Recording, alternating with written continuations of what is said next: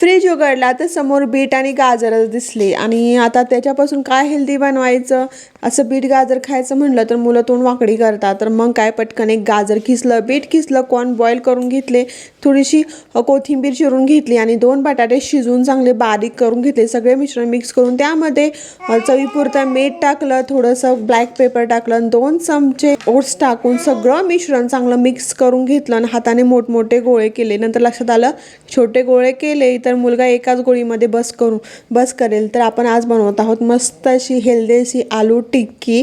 तर इथं रवा घेतला, सगळ्या साईडला टिक्कीला रवा लावून घेतला, कढईमध्ये 2 चमचे तेल लावून घेतलं आणि सगळ्या टिक्क्या त्यामध्ये सोडून दिल्या आणि थोडंसं वरून तेल टाकून आलटून पलटून थोडा वेळ भाजून दिलं मस्त कुरकुरीत होईपर्यंत. तर मस्त आपली कुरकुरीत अशी हेल्दी अशी आलू बीटरूट टिक्की रेडी आहे खाण्यासाठी.